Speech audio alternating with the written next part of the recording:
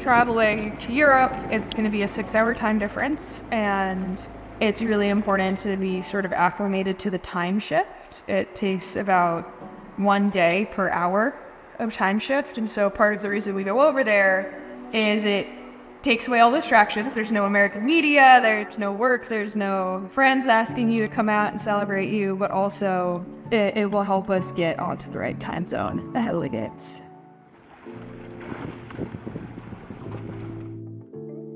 My name is Molly Reckford. I'm a Tokyo 2020 Olympian, and I'm on my way to the Paris 2024 Olympics in the lightweight women's double. We just finished up practice here on Mercer Lake, and we are heading out for Italy in 17 days for our final preparation camp for the Olympics. Welcome to the United States Rowing Training Center in Princeton, New Jersey. This is our fleet, this is our home, and this is where we're getting ready for the Paris Olympics. I rowed in high school and in college, and there didn't really seem to be a future in it for me, so I got a job working in sales and trading at Citibank. I picked up my oars again just for fun, and I fell madly back in love with the sport. And then I made it into the Olympic boat class, the lightweight women's double, in 2021 after the COVID delay, and my partner and I placed 5th. And here we are. So this is our erg room, and now I'm just boat rolling, training. We spent about an hour and 45 minutes on the water this morning, and so just trying to, get my muscles to relax and flush out some of the metabolic waste before we get ready for gut number 2 this afternoon. Stay on top of your seat, front axle. So making the Olympic team, it was quite a process for us. There's this one race called the final Olympic and Paralympic qualification regatta. Only places 1 and 2 get to go to the Olympics. And so this is every crew in the world's last chance. My partner and I, we won trials here in the States, so we earned our right to go to this regatta, and we actually won. To cross the finish line first at this storied, beautiful lake and know you just earned your seat at the Olympics was the best feeling in the world. Yeah, somebody asked me, they're like, so going back to your second Olympics, what would you tell someone who's going to their first? And I was like, honestly, this kind of feels like my first Olympics. Tokyo, we were all so nervous about getting COVID. Even if there had been socializing opportunities, I don't know have done it. It was tough because those Olympics, deep in COVID, we didn't really get to explore outside of the village. And so they tried to build a small Japanese town in the village for us. There was a little place where you could learn origami. They had a small little traditional restaurant. I thought it was really amazing how they tried to bring Japan into the village knowing that we couldn't leave.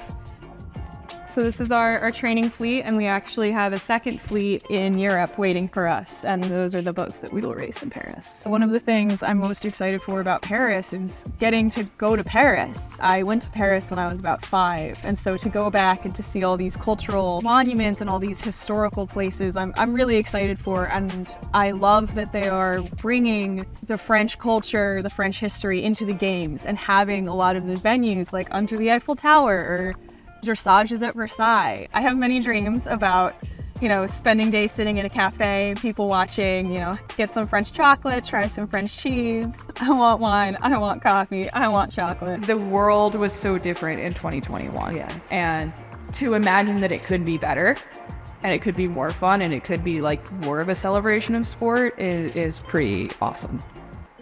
I do not mind the fact that you lay back a little bit more. It should be more like in the slow motion getting through here and let it come and let it roll in a natural way from there.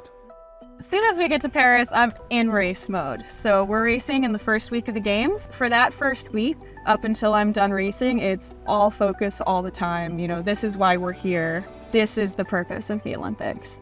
Being diligent about time zone shifting is really important as an athlete. I joke that I'm an Olympian because I'm a good sleeper. In the lead up to going to Europe, which is 6 hours ahead of the East Coast, often about 3 or 4 days before we travel, I'll start time shifting here in the States.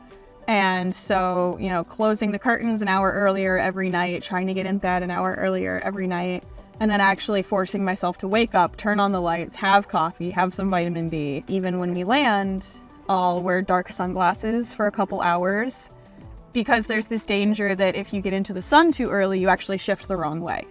And so trying to like keep my environment dark for as long as possible so that I don't accidentally mess up all the work I did in the days before. But now that I'm an athlete, when you spend that much time sitting down and you normally spend all your time moving, I will get off the airplane and like my legs and my knees and my ankles and my feet are all swollen to hell.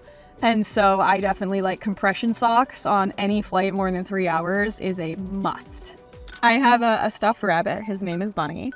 And that's the little piece of home that I bring with me everywhere. And when you live this very nomadic, very itinerant life, it's important to have something very comforting with you. And it feels a little silly to say, yes, I'm a 31-year-old Olympian and I have a stuffed animal, but it's true. When I was in high school, I went to Thailand, and Thai elephants are, you know, a big cultural part of nature. We were hiking in the mountains and I didn't realize I had undiagnosed asthma at the time. And elephants are so big, they're so heavy, but they can travel really long distances.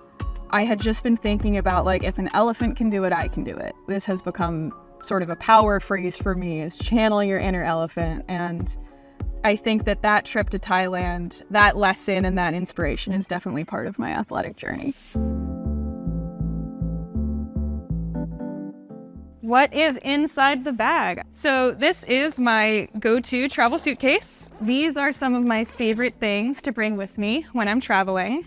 The first is a laundry detergent bar. We're rowers, we're training 2 or 3 times a day. We go through a lot of clothes, a lot of socks. So if you want to be able to just do laundry in the bathtub or in the sink and then leave it out to dry, having a detergent bar is a really, really amazing way to do it. This torture device is a roll recovery. Put it on your leg or on your hand and help roll out your muscles. I also always travel with hydration packs. You know, on the airplane, you can't bring a Gatorade with you, but you can bring dry powder and fill up your water bottle and throw this in. And the last 2 items, which are very much related and very important, are for sleep, earplugs. And then similarly, this is like a crappy airplane eye mask that I got at some point in order to block out the light on the airplane, or if the hotel curtains aren't great, it's always good to be able to bring your own darkness. And so it just makes everything a little more easier and a little more streamlined to be able to just throw it on your back.